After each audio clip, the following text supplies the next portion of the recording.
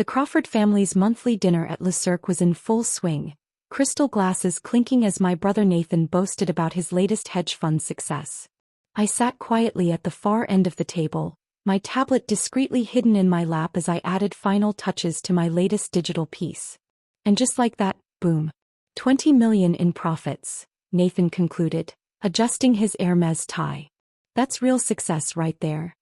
Mom beamed at him before turning her carefully curated disappointment toward me. Speaking of success, Olivia darling, are you still doing those, what do you call them? Digital doodles. I continued working on my tablet, adding layers to what would soon be my most valuable piece yet. They're called digital art installations, Mom. Drawing cartoons won't pay bills, Nathan sneered, cutting into his Wagyu steak. How much have you made this year? $5 selling prints online. Dad cleared his throat, swirling his aged bourbon. Olivia, we've discussed this. The art gallery position at your uncle's firm is still open. Real art, proper paintings. Something respectable. I glanced at my phone as another notification came through. My latest NFT collection was ready for the midnight launch. The digital gallery was set, the smart contracts in place, and my true identity still carefully hidden from the art world. I'm quite comfortable with my career choice, I replied calmly. Career? My sister Victoria laughed, her investment banking badge gleaming. Living in that tiny studio drawing on a computer all day? That's not a career, that's arrested development. I checked my watch, 10 minutes until the Christie's announcement. Remember when you actually painted? Mom sighed. Such lovely watercolors. But this digital nonsense, it's not real art. My phone buzzed again. The private collector's offer had increased to $90 million for exclusive rights. I declined with a quick tap. The public auction would bring more. At least take some business classes, Nathan pushed. Learn something practical. These NFTs and crypto art things you keep talking about, it's all a bubble. I smiled slightly, thinking of the cryptocurrency wallet they knew nothing about. The digital art market is quite robust, actually. Digital art market? Victoria scoffed. Please. I work with real money, Olivia. No one's getting rich drawing cartoons on an iPad. The restaurant speakerphone suddenly crackled to life. A call I'd been expecting. Ms. Crawford. A crisp British accent filled the private dining room. This is Alexandra Montgomery from Christie's Contemporary Art Division. Your digital collection Quantum Dreams has just closed at auction for $80 million. Congratulations on breaking the record for digital art sales. The silence that followed was deafening. Nathan's fork clattered against fine china. Mom's carefully maintained composure cracked. I believe there must be some mistake, Dad stammered. My daughter Olivia. Oh no, I interrupted, standing smoothly. No mistake. Though the number's a bit low. I checked my phone one last time. The complete collection just passed 100 million with the Tokyo bids. The digital art world was about to learn my name, and my family was about to learn just how wrong they'd been about drawing cartoons. The next morning, every major art publication and financial news outlet carried the story. My face, not the anonymous digital avatar I'd used for years, graced the cover of Forbes. The Digital Da Vinci, How Olivia Crawford Revolutionized Modern Art. I sat in my real studio. Not the tiny apartment my family knew about, but the entire top floor of a converted Soho warehouse. Holographic displays showed my latest works floating in the air, while screens tracked global auction prices for my collections. Your family is here, my assistant announced through the intercom. All of them. How long have they been waiting? An hour. Your brother tried to get in by claiming he's your investment advisor. I smiled, watching them on the security feed.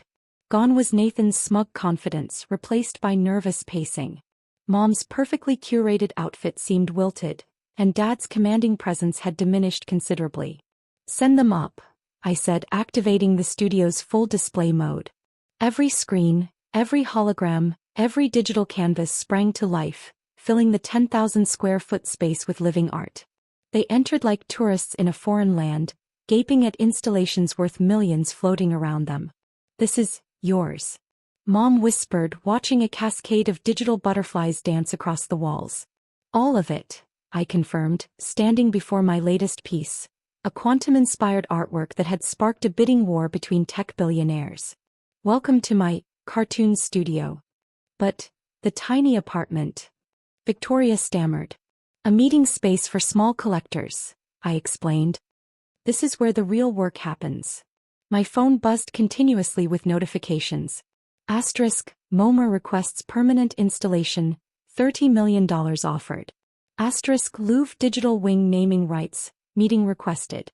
Asterisk, Silicon Valley collectors auction reaching $150 million. Those NFTs you mocked, Nathan?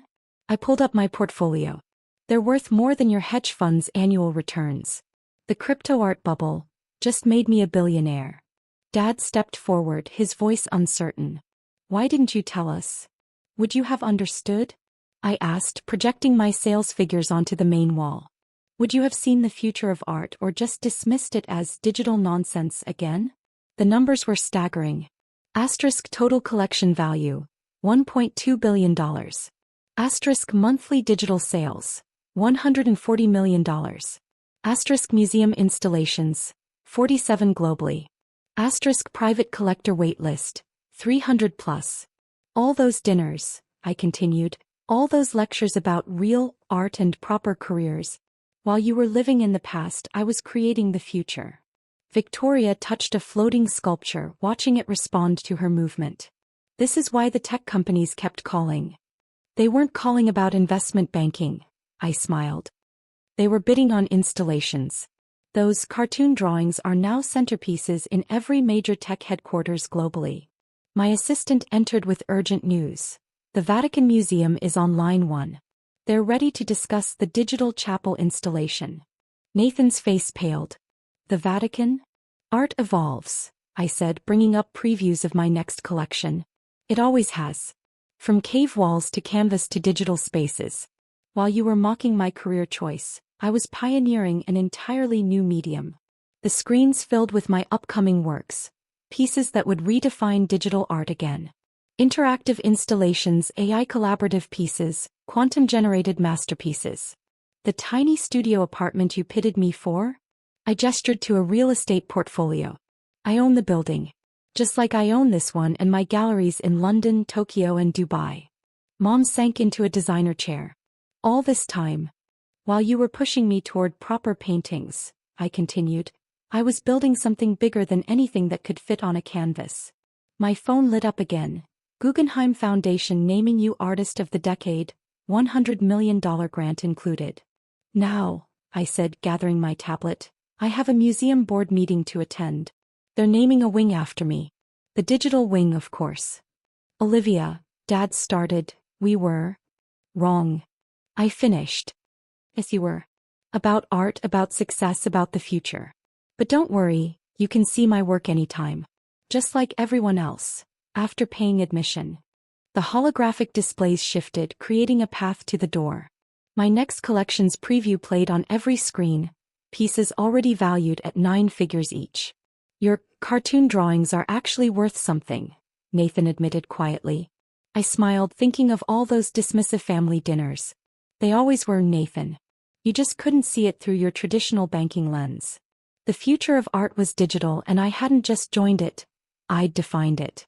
1 year later, I stood in the newly christened Crawford Digital Arts wing at the Metropolitan Museum of Art. The space was a testament to how far digital art had come, and how far my family had fallen from their pedestals of certainty. The opening gala buzzed with energy as tech titans, traditional collectors, and art world royalty mingled beneath my installations. Each piece told a story of innovation, but my latest collection, Legacy Reborn, told the most personal story of all. Miss Crawford, my curator approached, tablet in hand. The bidding for family dinner, just past $200 million. I smiled at the irony. The piece, a digital recreation of that fateful night at Cirque, transformed into an interactive experience where viewers could feel the weight of judgment and the surge of vindication, had become my most talked about work. My phone hummed with messages. Asterisk, Chinese National Museum offering $500 million for exclusive collection. Asterisk, Digital Art Academy Foundation grant approved $1 billion. Asterisk, Time Person of the Year interview request. The artist who redefined value. I spotted my family entering the gala, looking distinctly less confident than they had at those monthly dinners. Nathan had left his hedge fund after its clients moved their money to digital art investments. Victoria's investment bank was now desperately trying to catch up to the NFT market she'd once mocked. "Your new piece is extraordinary," Mom said, approaching cautiously. She'd finally learned to pronounce NFT correctly. The way it responds to emotions. Quantum emotional rendering, I explained, watching the artwork shift with the crowd's collective mood. The technology alone is valued at $3 billion. Dad studied a nearby installation, his art world connections now coming to me for introductions. "The traditional galleries are struggling," he admitted. "Your uncle's firm is requesting a partnership," I finished. "Along with every other classical gallery that mocked digital art. Funny how cartoon drawings look when they're revolutionizing a centuries-old industry." My assistant appeared with urgent news. "The Digital Renaissance Fund is ready. Should we announce?" I nodded, taking my place at the center of the wing. Screens lit up around the space as I addressed the crowd. "Welcome to the future of art," I began. "Today, I'm launching a $10 billion fund to transform traditional galleries into digital art spaces. For those who embrace evolution, the door is open. For those who don't." I let the sentence hang as my newest piece materialized around us. An immersive experience that turned the entire wing into a living artwork. Gasps filled the room as colors danced through the air, responding to each person's movements and emotions.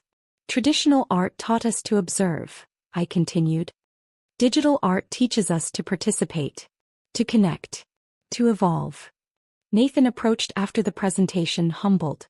"I've been taking coding classes," he said quietly. "Learning about digital design." "Good," I replied. "The future needs people who can admit they were wrong and adapt."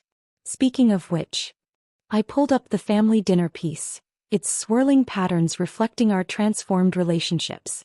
"This piece is about more than that night," I explained. "It's about the death of old assumptions and the birth of new possibilities. Every dismissive word, every mocking laugh, they're all part of the art now." Victoria touched the installation, watching it respond. "We were so blind." "You saw what you wanted to see," I corrected. "A little sister playing with technology. But art isn't about the medium, it's about vision. And I saw a future none of you could imagine." My phone lit up one last time. "Crawford Digital Art's value exceeds traditional art market," Bloomberg breaking news. The gala continued around us, but the power dynamics had shifted permanently. The failed artist had redefined success, and the family that once dismissed her now stood in her gallery, surrounded by the future they'd failed to see.